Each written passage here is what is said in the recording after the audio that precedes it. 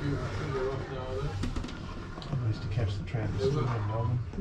There were some Klingons in the back. Yeah, I've got one spot. Thank you. Cock.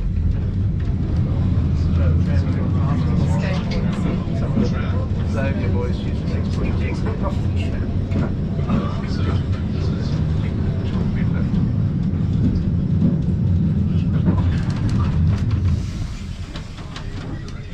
Never got hold of that cat. Scotch College.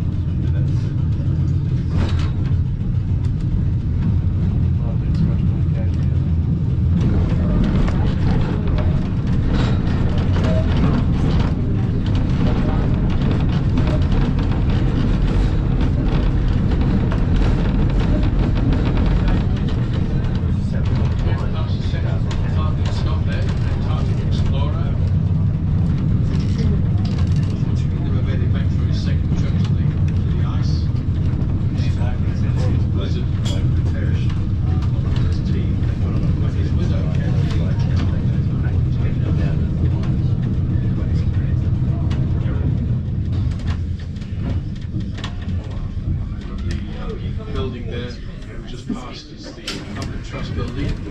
Safe from demolition, public subscription, and was strengthened and reopened. And as a bonus, we've got Mr. Brightside. That's a rooftop bar on the top. This is tram stop number 3, Mill Island. It's a old flour mill that was in the centre of the river, the Avon River.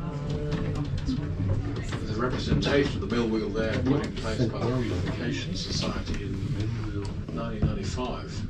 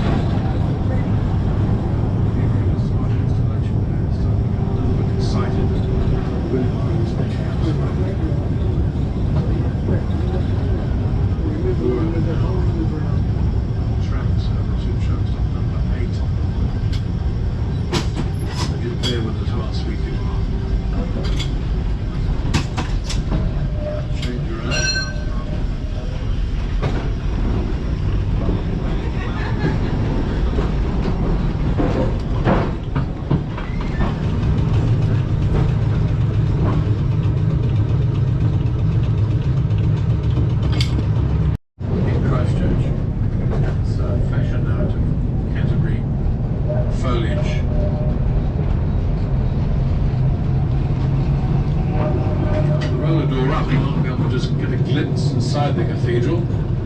It's a sight we haven't had for well over a decade. Really archway here. Just good roof scaffolding, really. And still very well maintained, with the steel girders, several tons of it holding the cathedral in place until the foundations are completely secured. Probably that it'll happen by the end of this year. Work will start from the inside out to 2027 when it will reopen, we're hoping. And eventually the beating heart of Christ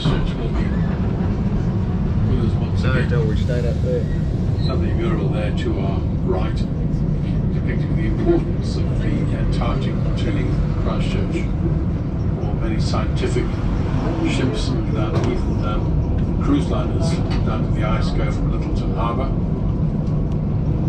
And of course the American base, 100 plus flights a year going to charting from Christchurch Airport.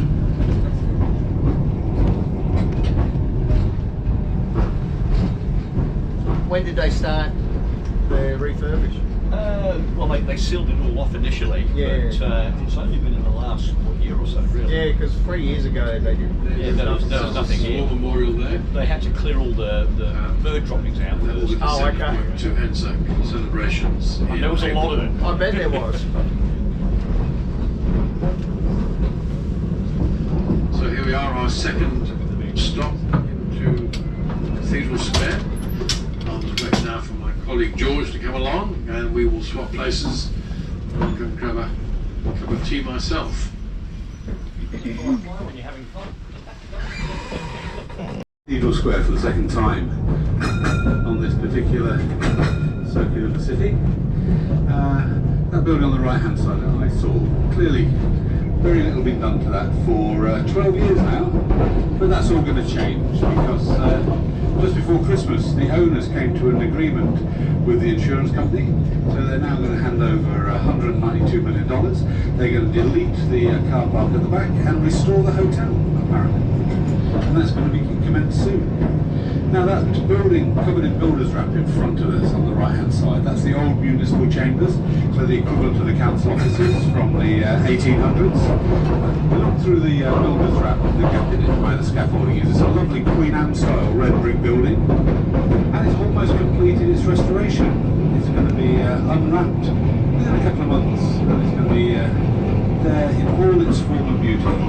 It was the council offices from the 1800s to the late 1920s. This is stop number 10. This is the Worcester Street Bridge, the site of the first ever man-made crossing of the River Avon that was put here just after the first 4 ships arrived. The council moved out to when they had to vacate their premises, and also the emergency response and the civil defence ran out of there during the earthquakes as well.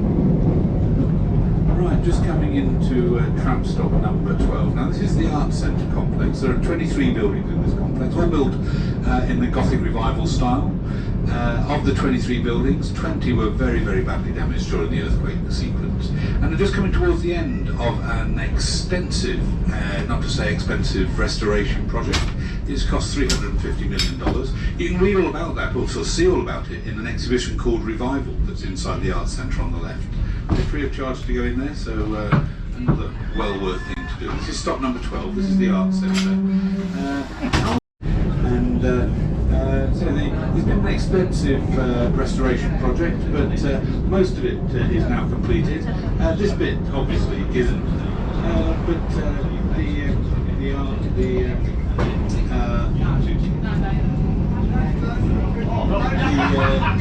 the scaffolding has just been removed from one end of it, starting to remove from this end of it. And by the end of the year, the whole process, the whole restoration will be completed.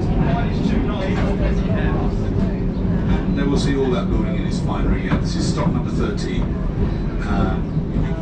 This is the stop for the Botanic Gardens.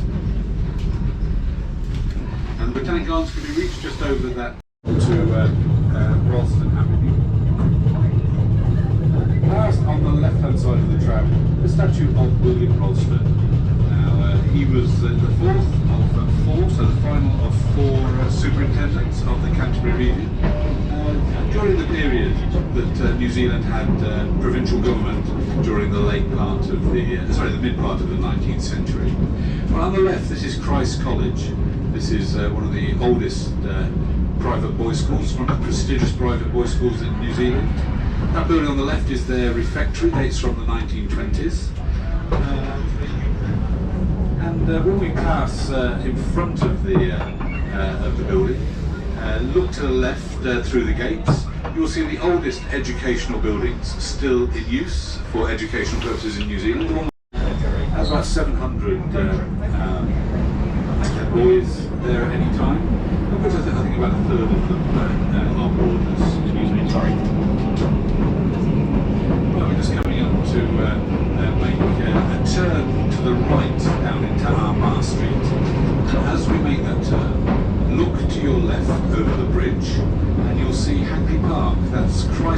this large urban park, one of the largest urban parks in the world.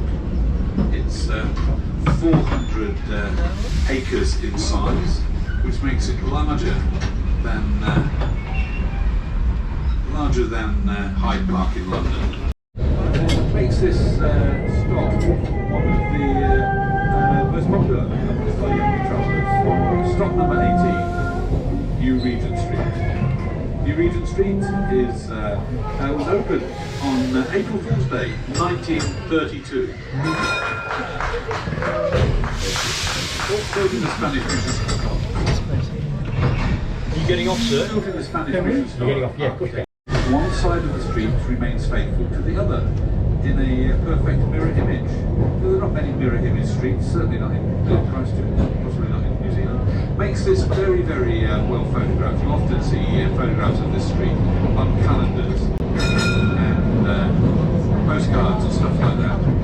Normally being photobombed by a tram forcing its way down. Right, over. And up and into Cathedral Junction, and this is where one circuit of the city will finish and will commence for it, but you're welcome to stay. The hotel's called Fable now. A reminder that the ticket is valid until the end of the day. At the end of the day is the last tram of the day, which leaves us on at 5 p.m. this evening for one final circuit. This is stop number 1, Cathedral Junction, and here we say goodbye to Brian, who's been doing some conducting down the back whilst Roderick and I can grab a bit of a refreshment break. So Roderick will be joining us and take over and continue this for the next circuit. And we'll see running a bit later. Right, so this is stop Cathedral Junction.